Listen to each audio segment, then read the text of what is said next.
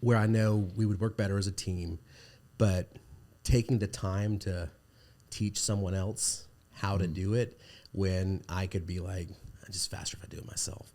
That's a big struggle for me. I think that's a struggle for a lot of people, but that's a struggle for me. Jump on the bus, brother. Yeah. Right? No, that's, I think you're speaking to the audience of about 99.9, right? Yeah. It takes some great patience. Yeah.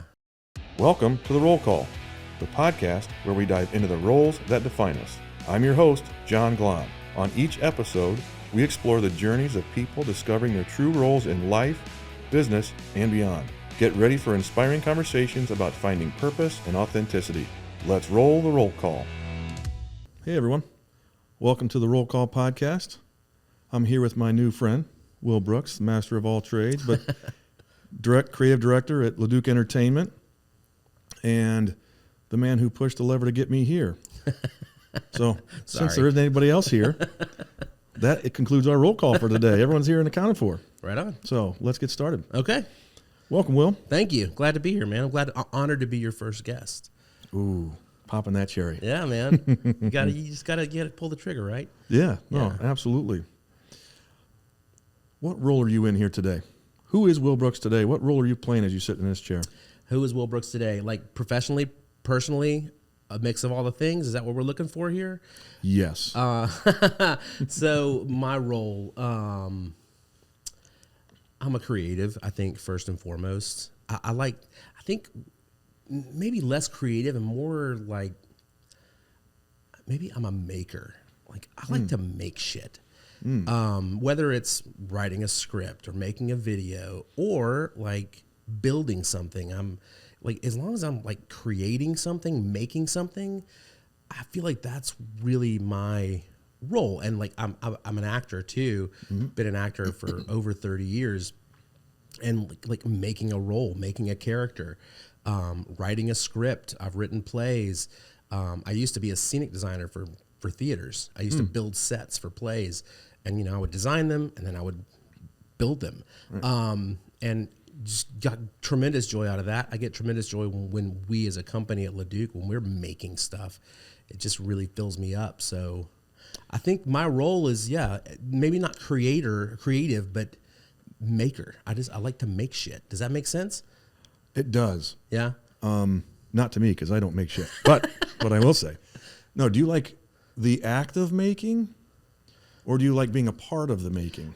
I think I like all of it. Like I like the planning out of it, of like, okay, this is what we need this. How are we going to get there?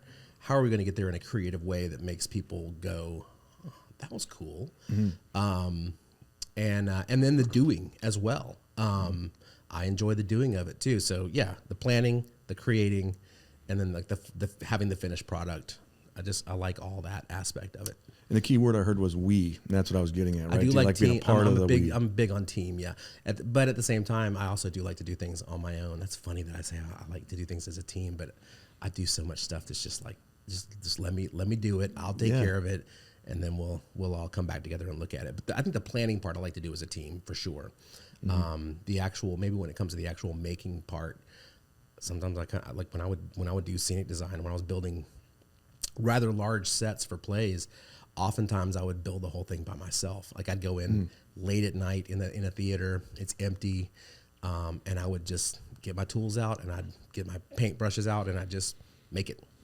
Wow. Sometimes I think one of the things I struggle with is not only on like a theater side, but in the side of the business at Leduc, like what we do, I struggle in where I know we would work better as a team, but taking the time to teach someone else how to do it when I could be like, I'm just faster if I do it myself. That's a big struggle for me. I think that's a struggle for a lot of people, but that's a struggle for me. Jump on the bus, brother. Yeah. Right. No, that's, I think you're speaking to the audience of about 99.9, right? Yeah. It takes some great patience. Yeah. To not do that, right? Actually, it's a good question is, have you been around a group, and that's not hurting anyone in the present company, right? But have you been around a group where you felt like you could just let go and say, yeah, you know what, I do trust this person to go take this instead of me doing it myself? Yes, I have. I feel like that here sometimes. We have people that are able to do those things. We have within our company at Leduc. Yeah, but there are also other things where I guess I take too much ownership over certain things where I'm like, I know how to do this. I'll do it quickly and it'll get knocked out. But yeah, I played team sports growing up all my life, basketball, football. I didn't play baseball. That's the one thing I did. I played basketball, football, soccer. I was on a tennis team. Yeah, that's back when we did that. We played other sports as kids back then. Yes, right? yes. not single sports now. Yes, exactly. So, and I always loved being on a team. That was always a big thing for me is building that camaraderie and having that goal that you're trying to achieve as a group. And I mean, I look at what we do in our company is we're a team. We all have individual roles to play, and we all have individual jobs to do, but we're all doing those things maybe independently of each other, but it's all for the kind of the common goal. So yeah, I love team aspect. Yeah, no, and I can tell it. I've seen you in action, right? Yeah. Both working with me, and me working with you, with your group, and knowing the aspirations of what you personally potentially have and Leduc. You're going to have to change that way of holding on to things, right? I know, yeah. So what do you think is it that'll be your catalyst, or what is it in the past? Is it trust? Is it what do you think it is that's holding you back from letting things go? I think it's, and this is funny because when I was in high school, I thought I wanted to be a teacher. And now as I'm older, and I have 3 children, 2 of which are adults. One is a small child. I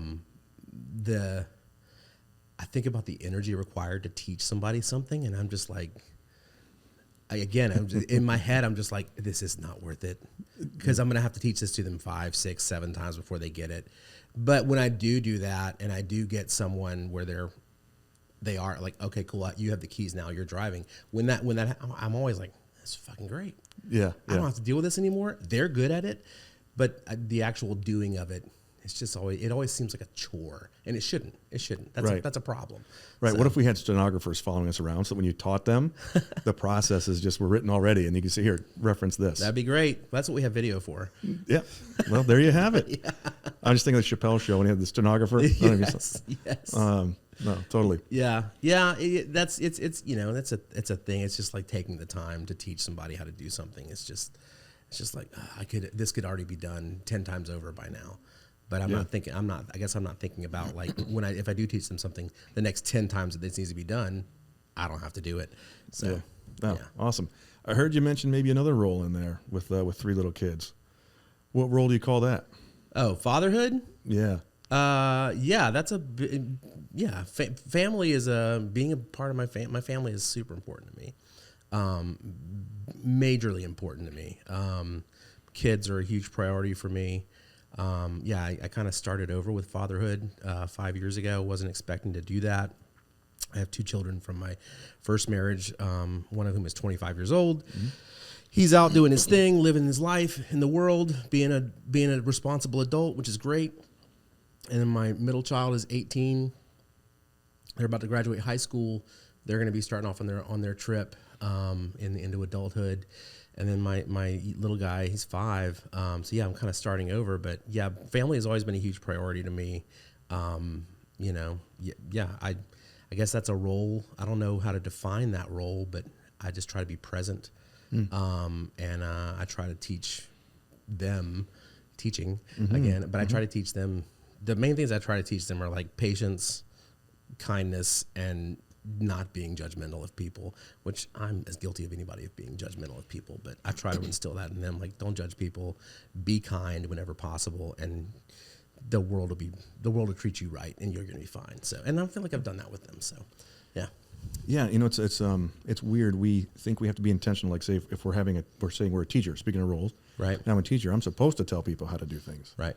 But as parents, which is scary as shit, you don't know what you're doing. So how the hell could you teach someone that, right? Right. You taught them, teaching them patience and being kind. Is that teaching, or they're watching you do that? I think it's both. I think part of the teaching is the example that you set, and that's them watching how you react to things, and a failure at that. I'll give you a recent example of a failure of that type. I got a 5-year-old boy, he's like, he turned 5 in November. And, you know, he's a sponge, soaks up everything that we say and everything that we react to. And he's in the car with me a lot. And I'm as guilty as anybody, you know. Somebody does something stupid in traffic, I'll be like, what the fuck? You know, I'd say stuff like that. And, you know, we'll be driving in the car and he's in the back seat and I'll hear him be like, what the fuck? And I'm like, yeah, that's not his fault. That's my fault. Yeah. And you know, I of course tell him, like, hey, buddy, that's a grown-up word. You can't say that word. But I know where it's I'm like, I know it. That's mirroring my behavior. So, yeah, I think the teaching is yes, you can talk to them about things. I'm like, hey, this is how we need to do this. This is how we need to treat people. But they also see how you treat people, how you react to situations. So yeah, I guess I do have to teach. I guess that is a role for me. As a father, as a parent, we're all teachers, right? Oh, and we're teaching everyone we interact with, no matter what, right? Yeah. So it's funny you say that, right? With my kids and my wife, like they're just being little shits, doing something stupid, and so frustrated. And you're like, "That's you." Point at my wife, like, "No, that's because of you." And she's like, "No, you're the asshole that does that." I'm like, well, all right, well, just let's agree that this is what we're showing them. That's what at our house. If Simon is my son's name, if he's doing something ridiculous or weird, whichever one of my wife or whichever one of us sees him doing it first, I'll be like, "Hey, Morgan, look at your son." Not our son. At that point, it's like, look at your son. That's your son. Look at your son. He keeps picking his nose and eating his boogers. Look at your son doing that. And he's with a smile. Yep. He's That's like, awesome. Good. Yeah. You know what? I heard you say failure in there. Yeah. Because I know failures shape how we view our own roles and maybe how we're learning.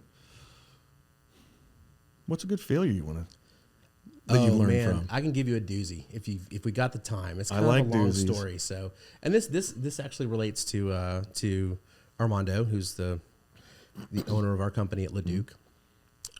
He's a pain in the ass, by the way. Nah, he's we're all pains in the asses in our own way, but you know, Armando's a great guy. We've been friends for a long time, over almost 25 years. I guess 25 years at this point. Wow. We have been friends. Many moons ago, this is probably 22, 23 years ago, my first wife and I, we moved to Augusta, Georgia. She was going to go to school there at Augusta State University. And she was pregnant with my oldest. So we moved to Augusta for her to go to school. I got a job at a publishing company. It's like a vanity press. They did a book every 2 years called The Best Lawyers in America. And it's a legal referral guide is what they called it, but it was basically like, who wants to pay for? Who wants to? Well, they don't have to pay to get in the. And they would. It was. We legitimately did a nationwide survey every 2 years of like 30,000 attorneys, and would talk to them about other attorneys in their area, and they'd rate them, and you know, depending on who got the highest scores over an average, there was an algorithm we used. Put that book together. We put it out. The book itself was the vanity item of like they buy the book and be like, look, I'm in this book, or we'd sell them a plaque. Hey, look, I was chosen as one of the best lawyers in America. So I worked there. I was doing data entry at like, I think I was 22 years old. I worked my way up in that company over the course of 8 years and moved my way up to being vice president of sales and marketing and the COO of the company at like, I must have been 28. Yeah. Great guys that I worked for. It was a gay couple. They had started this business working out of their home in Aiken, South Carolina, which is just north of Augusta. Armando I met in Augusta doing theater, and he was working on moving out here to New Orleans to pursue his acting career in film, and he was trying to save up some money, and I was like, hey, come work for me. It's funny, he worked for me for a little while, and now I'm working for him. But you know, he came and he worked for me for a few months. So we had this book, and we had this guide. It was successful. It was working well. And then we did an offshoot. We did a thing called The Best Dentist in America. We did the same survey, same algorithm, put the book out. It didn't do as well. And so the owners were like, yeah, we're just going to put that to bed. So we sat on it. Nothing was happening with it. And so me, who was a COO, and another guy who worked there who was the was it CTO, Chief Technology Officer? Yep. Yeah. He was the one who kind of, he basically built us his CRM before there were CRMs. Oh, sure. We had like an internal CRM for our business that was customized to us. It's called Lawmart. And you know, he was like, why aren't we doing anything with this dentist list? And I was like, I don't know, man. Like, that's money on the table. And we were like, what if we just did it ourselves? And so we basically stole intellectual property from these two guys who had been nothing but kind to us, had given us every opportunity to grow and to learn what we were doing as we were kids, and they were like letting us run their company. And it was running well, but it was like, we saw dollar signs and we were like, cool, we know how to do this. So while we're working for them on the side, we started our own dentist list using their methodology, using their intellectual property. We put the whole thing out, created a list, published a book. So we're selling plaques to them, same model, but we were just pocketing all the money. Awful, like terrible thing to do to someone. Like I talk about it and it just makes me feel like a total piece of shit. They found out, and obviously I got fired. They could have like taken us to like, we could have gotten arrested for what we did easily. They didn't do that. They showed grace, which is something that I still remember to this day. Obviously I didn't work there anymore. I had to sign a non-disclosure agreement that I couldn't talk about it for X number of years. I couldn't start any of my own kind of superlative list of any kind for X number of years. My marriage ended right around the same time. And you know, just like everything fell apart at the same time. It was awful. And like I told you before, I was telling you, like, I'm going to tell you a story, and it still is like the worst thing I've ever done. Like I said, these two guys were so generous to me and gave me so much opportunity, and I just shit all over it. But I was a kid, like I was, and that's not an excuse, but it was a huge failure. And I had to start my whole life over again. My parents they lived like 4 hours from where we were in Augusta. My ex-wife was like, you got to go. I was 30 years old. I think I was 30. Was I 30? 30, 31, something like that. And I moved back in with my parents for a few months, found a new job in this new town where I was, started all over. And it took like 4 years for me to really kind of get back to a sense of normalcy. That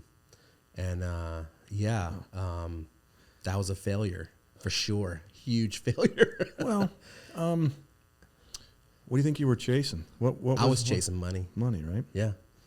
Yeah. It was just all about like, we're going to make a bunch of money. You know, and this is where we could put like a commercial up here, like, hey, what did we learn today? Yeah, kids? Right.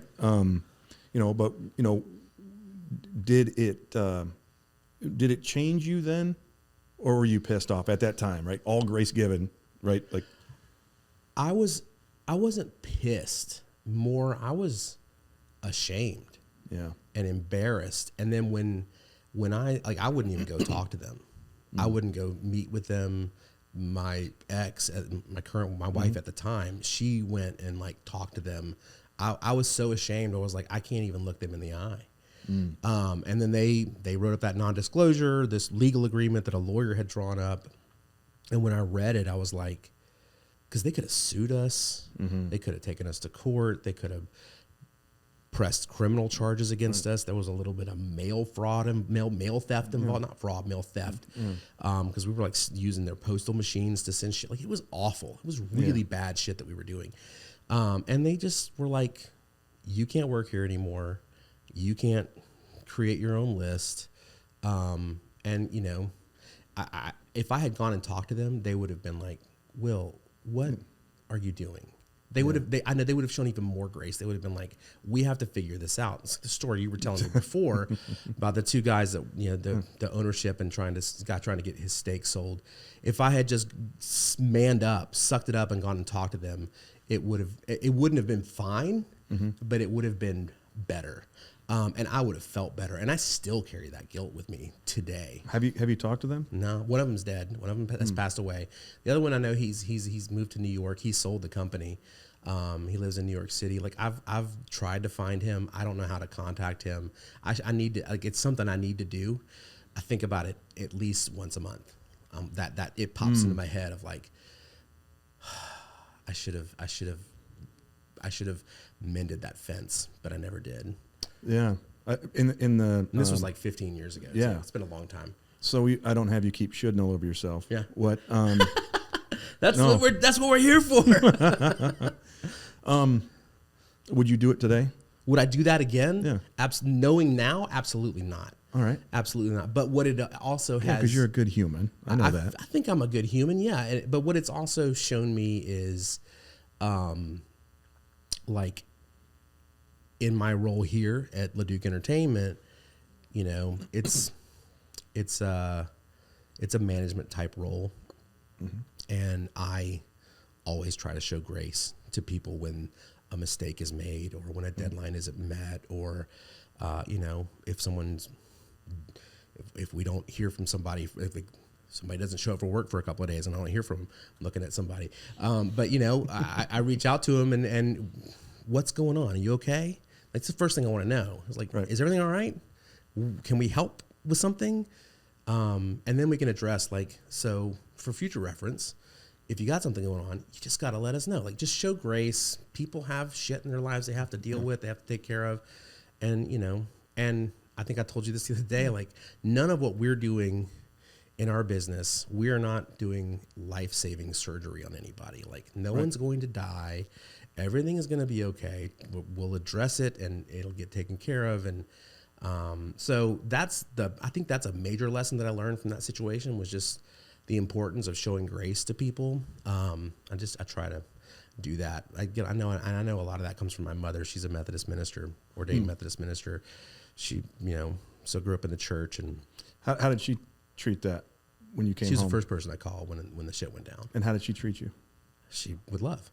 Right. Yeah. She was like, this was stupid. Mm-hmm. Clearly you made a huge mistake, but I'm not going anywhere. Yeah. And we're going to help you get through it. And they did. Yeah. So she forgave you. Yeah. And it sounds like, who knows where these guys are. And, you know, they forgave you enough in a way that they were graceful to let you still live your life. Yeah. Yeah. It could have been way worse. And there's still one asshole that hasn't forgiven you. That's myself. Yeah. Yeah. Yeah. Well, I mean, I guess in a way I kind of do forgive myself because of the lessons learned. Yeah. And I've applied that into my life. But yeah, I want that, like, I don't want him to, the guy who's still alive, I don't want him to be like, I forgive you. I just want to apologize. That's all I want to do. And I just haven't done it. And I guess I'm sure I could figure out a way I need to just figure out a way to get in touch with him and just be like, hey, dude, you gave me so many opportunities. You taught me so much that I still use today, like business-wise and management-wise and dealing with clients. Like, I learned, like, I feel like I got a master's degree in business from working for this company, which I don't have a master's degree in business, but I had that experience that, like, you can't get that out of school. Right. And he gave me that opportunity. And then, like I said, I just kind of, I didn't treat it with the respect that opportunity they gave me, it should have been given. Yeah. And you still think about it. Oh, yeah. But from a shame perspective, right? Yeah. Yeah. Yeah.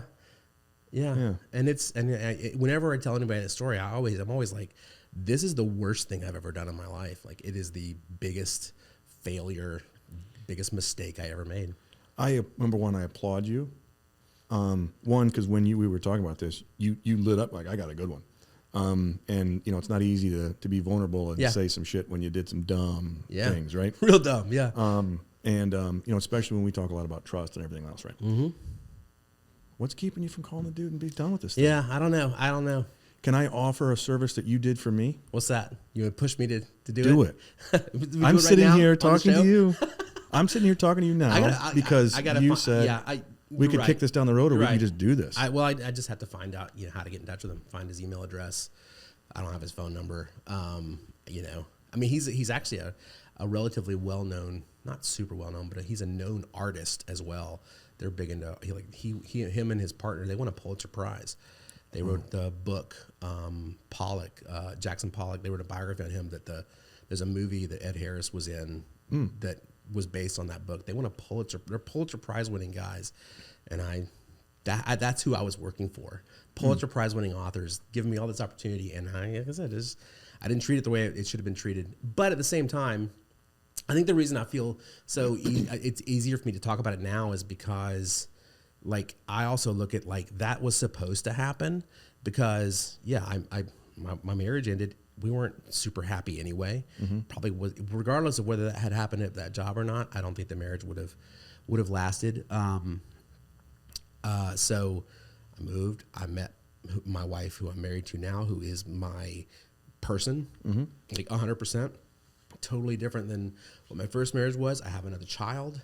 Wouldn't have had that if this stuff hadn't happened. So I wouldn't be working here at Leduc Entertainment with my buddy Armando if that stuff hadn't, like all that stuff. It's all a part of a path that's, I don't know if it's predestination, but you know, if I had gone and talked to them and they had given me another chance and I had stayed on at that job, then what's my world look like today? It's totally different. So I regret the action, but the results, they are what they are, right?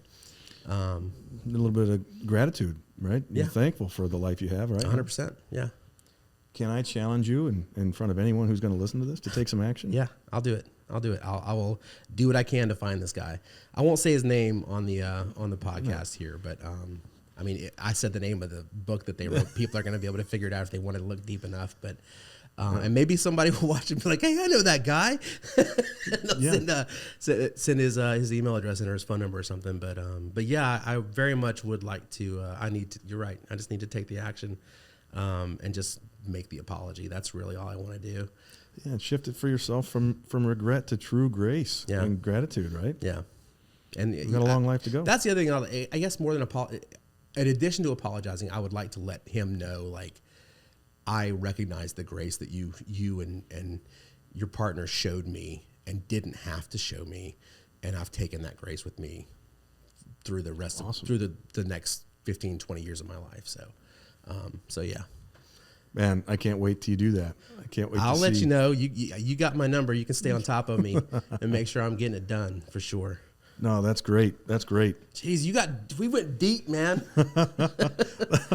Hey, you know what? Again, one of the many, we have roles upon roles upon roles in life, and we have them layered within us, right? You know, and if we hold on to the roles that are holding us back, we're going to stay here. You're right. So you're right. Will, thank you of course, for popping this cherry for me. My pleasure. Like, I'm super honored to help get this thing off the ground. It's going to be great. Yeah. Well, thanks everyone for listening. That is a wrap. That's the roll call, baby. Thanks for tuning in to The Roll Call with John Glahn. If you enjoyed today's episode, be sure to subscribe for more insightful conversations. Remember, discovering your true role in life is a journey worth exploring each and every day. Until next time, keep defining your path and living your authentic self. This is John Glahn signing off.